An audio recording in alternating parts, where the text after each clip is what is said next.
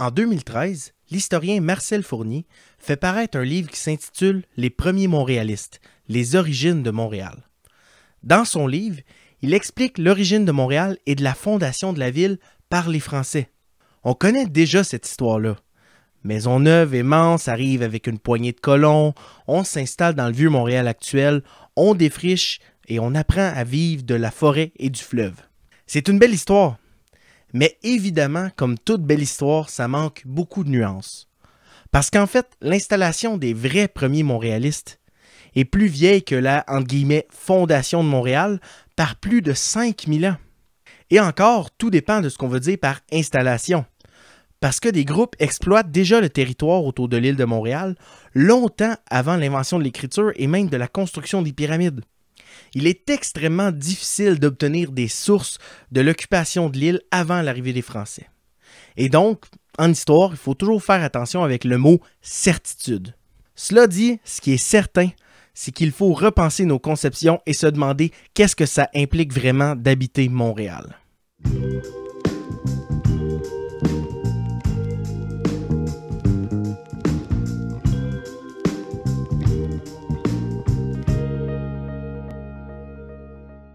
Bonjour à tout le monde, mon nom est Joël Beauchamp-Monfette et je vous souhaite la bienvenue à Tous les chemins mènent à Montréal, l'émission web dans laquelle nous partons à la découverte de l'histoire de Montréal, lieu de tous les échanges. C'est déjà le 3e épisode de la série et pour tous ceux et celles qui voudraient écouter les 2 premiers ou encore écouter le pilote, allez cliquer sur les liens en bas dans la description. Tous les épisodes sont disponibles sur YouTube et sur vos plateformes de balado-diffusion préférées. Si vous aimez ce que vous entendez aujourd'hui, allez aimer notre page Facebook, partagez l'émission à tous les fans d'histoire, que tout le monde puisse entrer dans l'aventure. L'archipel de Montréal est un carrefour commercial et un lieu de passage depuis très longtemps. Les Autochtones qui occupent les lieux adoptent progressivement de nouvelles techniques comme la poterie et l'horticulture, et faisant ça, ils changent profondément la façon par laquelle ils occupent l'île et la région. Le maïs en particulier contribue non seulement à former le village autour de la figure maternelle, mais aussi il stabilise l'alimentation et donc le développement de la population. Au dernier épisode, j'avais mentionné qu'il nous restait un groupe important à présenter en Iroquoisie, celui des Iroquoiens du Saint-Laurent. Ce sont les Autochtones qui sont présents dans la vallée du Saint-Laurent lorsque débarque un certain Jacques Cartier. Mais leur empreinte sur la région montréalaise est déjà très vieille au moment de la rencontre avec Cartier. Aujourd'hui, j'aimerais donc revenir un peu en arrière et me concentrer sur les débuts de la présence humaine à Montréal. Évidemment, je dois commencer par tous les avertissements habituels. On parle d'une période extrêmement éloignée et on dispose de très peu de sources pour l'étudier. L'archéologie peut apporter des éléments de réponse, mais il faut toujours se rappeler que sans écriture, ça devient très difficile de faire une chronologie précise. Aussi, ce qui est vrai pour un clan, une nation, un groupe, ne l'est pas forcément pour un autre.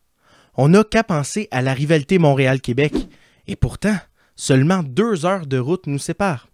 Quand je parle des Autochtones, ou même du relativement petit groupe des Iroquoiens du Saint-Laurent, il faut toujours se rappeler que c'est pas un groupe homogène et uni. Non, plusieurs divisions internes, tensions et différences culturelles les distinguent, exactement comme quand je parle des Montréalais d'aujourd'hui.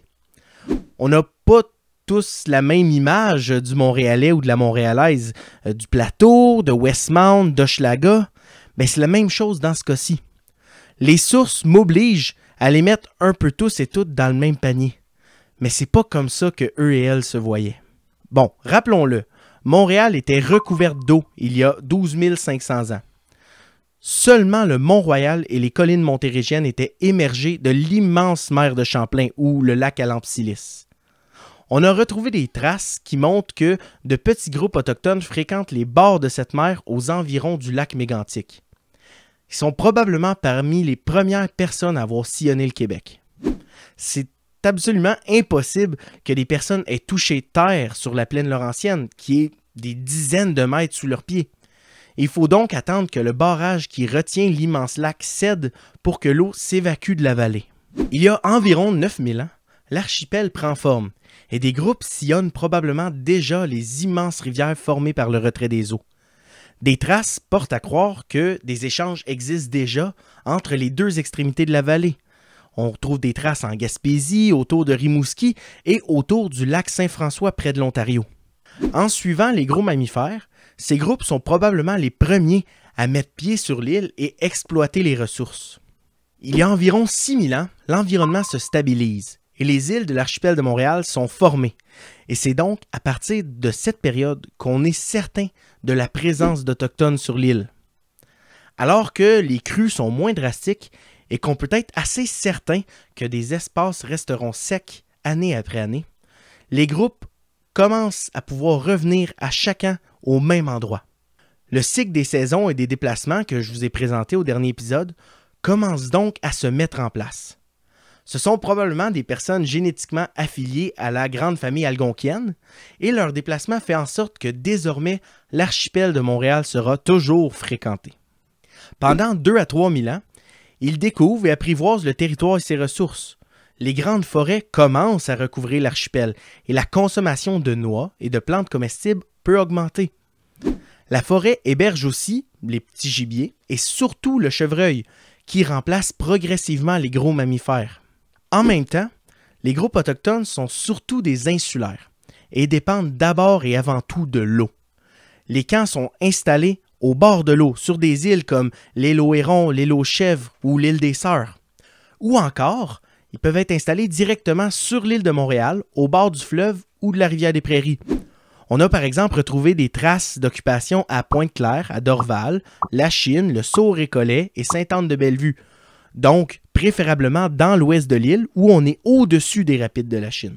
Les sites au bord de l'eau sont appréciés pour la pêche et la division sexuelle des tâches commence à se structurer à cette période-là. Dans la bande, qui peut faire 35 à 50 personnes, les relations entre les femmes et les hommes sont relativement égalitaires, mais elles sont très rigides. Les femmes, les enfants et les aînés pêchent au bord de l'eau près du campement. Et pendant ce temps-là, les hommes vont en expédition de chasse. Puisque le climat et les cours d'eau sont plus stables, les ressources plus prévisibles, le commerce s'étend et se développe. On a retrouvé autour de Montréal du jaspe de la Pennsylvanie, du quartzite de la région de l'Ungava et du lac Saint-Jean, des coquillages de l'Atlantique et du golfe du Mexique, et même du cuivre natif de la région du lac supérieur. Et c'est surprenant de penser qu'on forge déjà des métaux en Amérique il y a 5000 ans.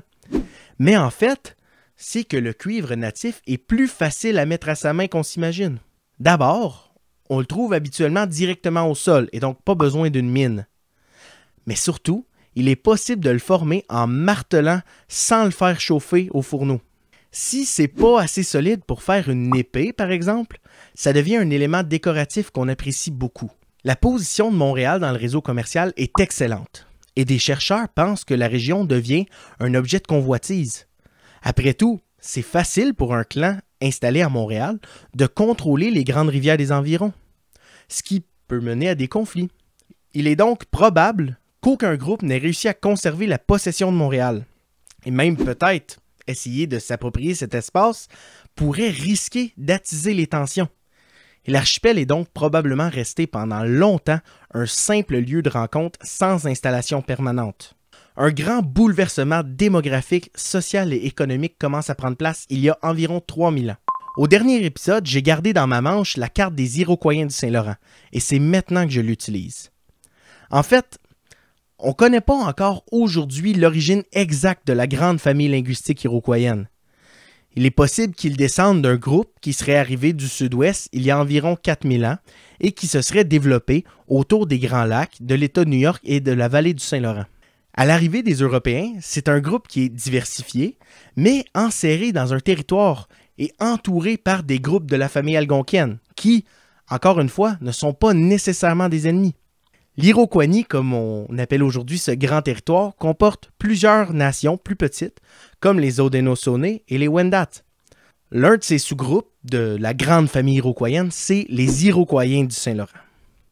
Et oui, je sais que ça peut être mélangeant, mais dites-vous que c'est un peu comme les Québécois. Il y a les Québécois avec un grand Q, c'est-à-dire ils peuvent vivre à Montréal, à Laval, Sorel, Trois-Rivières. Et parmi eux, il y a aussi les Québécois qui vivent à Québec. C'est pareil dans ce cas-ci. Les Iroquoiens du Saint-Laurent font partie des Iroquoiens, La grande famille qui comporte aussi les Haudenosaunee et les Wendat. C'est réglé pour tout le monde? Ouais! Génial. Je disais donc que le long du fleuve Saint-Laurent, entre le lac Ontario et le Saguenay, sont installés les ancêtres des Iroquoiens du Saint-Laurent. Ceux qui rencontreront Cartier à Hochelaga et à Stadacona. Il y a 3000 ans, une nouvelle technologie arrive des Grands Lacs et avance en descendant progressivement la vallée du Saint-Laurent. C'est la poterie. Faite d'argile, la poterie est adoptée par les ancêtres des Iroquoiens du Saint-Laurent pour transporter les ressources, ce qui les aide à recueillir les fruits et les noix, mais aussi à vivre en forêt. Non seulement ces activités sont typiquement associées à la femme, mais la poterie elle-même est un art féminin. Devenant un élément clé de la culture iroquoienne, l'association entre culture, poterie et la place de la femme dans la société commence réellement à se forger. Pour une raison qu'on ne connaît pas encore, il y a environ 2400 ans, le réseau d'échanges qui reliait la vallée du Saint-Laurent au Grand Lac est démantelé et le centre du commerce se déplace vers l'ouest dans la région de l'Ohio. La vallée du Saint-Laurent se retrouve un peu mise à l'écart du grand commerce et c'est un mal, mais aussi un bien. En effet, à partir de cette période, une tradition culturelle nouvelle, proprement montréalaise, commence à se développer. Et on peut la voir à partir des poteries retrouvées dans la région qui ont maintenant des différences par rapport aux autres poteries de la grande famille iroquoienne. C'est aussi à partir de cette période qu'une semi-sédentarité commence à se développer. Pour éviter à chaque hiver de mettre le clan en danger à cause d'un manque de nourriture, des groupes commencent à s'installer dans un même camp pendant la majeure partie de l'année entre avril et octobre. On peut maximiser la pêche, qui est plus régulière, et limiter l'incertitude qui est liée à la chasse. Ces camps de pêche permettent pendant plus de 6 mois à chaque année de solidifier les alliances, les parentés et les amitiés, et ça autour de ces activités féminines. On n'en est pas encore à penser en termes de village, mais par contre des dépotoirs communs commencent à apparaître à mesure qu'on allonge le temps passé dans un même camp d'été. À l'hiver, le clan occupe une série de petits camps d'hiver dans la région autour, plus loin des grandes rivières, et qui sont situés à un meilleur emplacement pour la chasse. Le temps passé en communauté augmente, et les Montréalistes présents commencent à ressentir un sentiment d'appartenance au groupe régional. Dans les premiers siècles de l'ère chrétienne, les Iroquoiens du Saint-Laurent commencent à se regrouper en 3 unités distinctes culturellement. Le premier groupe, à l'ouest de Montréal, est situé entre le lac Saint-François et le lac Ontario. Un peu plus au centre, il y en a un autre qui est situé entre Montréal et le lac Saint-Pierre, et un autre à l'est, autour de la région de Québec. En se concentrant sur une région plus petite, on apprend à connaître le territoire dans ses moindres détails. On connaît les meilleurs emplacements pour le poisson, les meilleurs endroits où s'installer. Et c'est intéressant d'ailleurs de constater que les emplacements préférés par les Français à leur arrivée sur l'île de Montréal sont tous des endroits où on retrouve des traces de l'occupation autochtone avant leur arrivée. La Chine, par exemple, est un emplacement parfait pour les Iroquoiens du Saint-Laurent, puisqu'il se trouve à la fin des rapides, et donc c'est un emplacement très bien drainé, riche en poissons, mais aussi en argile pour la poterie. On a aussi retrouvé des traces d'occupation autochtone dans le Vieux-Montréal, à l'emplacement du séminaire de Saint-Sulpice, à la place Royale, la place Jacques-Cartier, sur la Pointe-à-Calière et dans la chapelle Notre-Dame de Bon-Secours. Et ça, c'est seulement ceux qu'on sait. Soit les Iroquoiens du Saint-Laurent ont un excellent œil sur ce qui représente objectivement le meilleur endroit où s'installer, ou encore les Français sont encore un petit peu plus copieurs que mes amis de l'école secondaire. Mais au final, on va se le dire, c'est probablement un petit peu des deux. Et même si les lieux d'habitation sont encore surtout situés au bord de l'eau, on connaît, on fréquente et on utilise toute l'île. Le Mont-Royal en particulier a une valeur symbolique très forte. D'ailleurs, selon certains chercheurs, le nom Hochelaga voudrait dire « entre deux monts ». Et celui de Tutonagi, de son côté, voudrait dire « gens d'au-delà de la montagne ». Tout autour du Mont-Royal, on a retrouvé des sépultures autochtones à Westmount, Outremont, au bord du chemin Côte-des-Neiges, dans le cimetière du Mont-Royal et près de l'université McGill. D'ailleurs, j'aimerais vous faire remarquer encore une fois que les colons européens n'ont rien inventé. Le cimetière du Mont-Royal était en fait en usage depuis des milliers d'années. Et un peu comme Hochelaga et Tutonagi, Les noms utilisés pour les quartiers font aussi référence à la montagne. Côte-des-Neiges, Westmount, Outremont, il y a toujours des références qui sont présentes. Autour du 8 ou 9e siècle de notre ère, une grande nouveauté commence à faire son chemin dans l'alimentation des Iroquoiens du Saint-Laurent. Le maïs. Le maïs commence à être domestiqué au Mexique il y a environ 5500 ans, probablement d'abord pour le sucre contenu dans les tiges, qu'on peut manger ou transformer en alcool. Mais une fois cultivés, on peut extraire les grains du maïs, les broyer et les transformer en farine, de laquelle on peut obtenir une espèce de pain plat, et c'est l'origine de la tortilla. La culture du maïs remonte tranquillement le continent en s'adaptant au climat ambiant, et c'est donc du sud-ouest que le maïs atteint la vallée du Saint-Laurent. La lente progression de la culture du maïs fait en sorte qu'il faudra attendre jusqu'environ en 1200 pour que l'horticulture devienne le mode de subsistance de toute la vallée du Saint-Laurent. À partir de l'an 1000, les chercheurs s'entendent pour dire que la culture du maïs est adoptée dans la région de Montréal. Le maïs devient l'aliment principal des personnes habitant sur l'île et peut constituer entre 50 et 80% de toutes les calories absorbées. Les dépouilles retrouvées de cette période montrent même des signes de dommages sur la dentition à cause du sucre contenu dans le maïs, et en particulier chez les femmes qui participent peu à la chasse. On continue quand même de manger beaucoup d'autres choses, comme le poisson, qui est encore la principale protéine consommée, mais il y a aussi l'anguille, la citrouille, le tournesol et évidemment les produits de la chasse. Un des éléments typiques de l'alimentation des Iroquoiens du Saint-Laurent est le système qu'on appelle les trois sœurs, le maïs, la courge et le haricot. On commence par faire brûler une clairière pour faire de l'espace et enrichir le sol. Ensuite, on forme une petite butte sur laquelle on plante les trois plants ensemble. Le maïs sert de tuteur aux haricots, qui fournissent en échange le maïs en azote. Au sol, l'ombre des deux autres plantes permet à la courge de s'étaler en largeur et éviter les mauvaises herbes. Par essai et erreur, les Autochtones ont finalement créé une combinaison de plantes quasiment parfaite. L'adoption de l'horticulture a plusieurs effets sur les Iroquoiens du Saint-Laurent.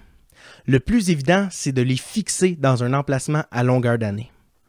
Le maintien des cultures crée donc le village et le mode d'occupation. Les champs sont installés autour du village et occupés pendant toute l'année par les femmes, les enfants et les aînés. Et puisque les femmes sont les personnes en charge de la végétation en général, ce sont elles qui s'occupent majoritairement des champs. Leur présence permanente et leur importance dans le devenir alimentaire est probablement la raison de leur ascendant social sur le village. C'est réellement à partir de cette période qu'on est certain que les sociétés des Iroquoiens du Saint-Laurent sont réellement matrilinéaires, c'est-à-dire que la parenté maternelle est plus importante que celle du père. Dans le village, les clans sont regroupés sous des maisons longues qui font environ 6 à 7 mètres de largeur par 25 à 30 mètres de longueur. Elles sont construites de perches de bois et recouvertes d'écorce de cèdre, et à l'intérieur, quelques foyers regroupent les gens par leur appartenance à la famille de la grand-mère. Lorsqu'un homme se marie, il quitte la maison longue de sa grand-mère pour déménager dans celle de sa femme. Le village lui-même peut compter environ 2000 personnes et est semi-permanent. Il est habité à l'année, mais on déménage le village en entier tous les 10 à 20 ans lorsque les sols deviennent moins fertiles, les animaux et les arbres moins nombreux, et lorsque les habitations et la salubrité se détériorent. À partir de l'an 1000, le développement de la culture du maïs, d'une installation sédentaire semi-permanente et l'accroissement du rôle de la femme révolutionnent la vie des habitants de Montréal. Si les chercheurs ne s'entendent pas encore sur l'origine et le développement des Iroquoiens du Saint-Laurent, à partir de cette étape, ce n'est plus une question. On peut réellement parler d'eux comme un groupe distinct avec une culture qui lui est propre. En même temps, un avantage énorme à la sédentarisation et à l'horticulture, c'est que ça diminue de beaucoup l'espace nécessaire à la survie du clan. L'assurance d'un prochain repas, et juste en général la plus grande quantité de nourriture disponible, fait en sorte que la population et la densité des villages en Iroquoinie augmentent autour des années 1300. Le problème avec tout ça, c'est que les groupes à l'intérieur des nations se mettent à entrer en compétition entre eux pour l'accès aux ressources. Pour résoudre les tensions et organiser les nations, de nouveaux modèles politiques commencent à émerger en Iroquoinie. Mais, comme la meilleure défense, c'est l'attaque, c'est une culture d'alliance militaire qui va en ressortir. Au prochain épisode, on va entrer dans la phase finale de la préhistoire autochtone. C'est un univers qui est sous haute tension, dans lequel les premiers Européens devront embarquer et surtout choisir leur camp. C'est facile de dire « c'est la faute des Européens », mais en même temps, ce sera beaucoup plus intéressant de renverser la perspective pour finalement reconnaître que les Autochtones ont en fait une conscience politique bien aiguisée et qu'ils cherchent même à inclure les Européens dans leur propre logique d'alliance militaire. J'aimerais en terminant vous inviter à aller visionner notre page web en lien en bas dans la description. Aimez notre vidéo, abonnez-vous à la page YouTube. Tous les chemins mènent à Montréal. Pour ceux et celles qui préfèrent nous écouter en balado, l'émission est aussi disponible sur Spotify, iTunes et sur toutes vos plateformes de balado-diffusion préférées. Allez nous suivre sur Facebook, Twitter, Instagram et parlez de l'émission à vos proches. Chaque petit geste compte pour faire voyager l'histoire fascinante de Montréal. Mon nom est Joël Beauchamp-Monfette et on se revoit au prochain épisode de Tous les chemins mènent à Montréal. Allez, à bientôt.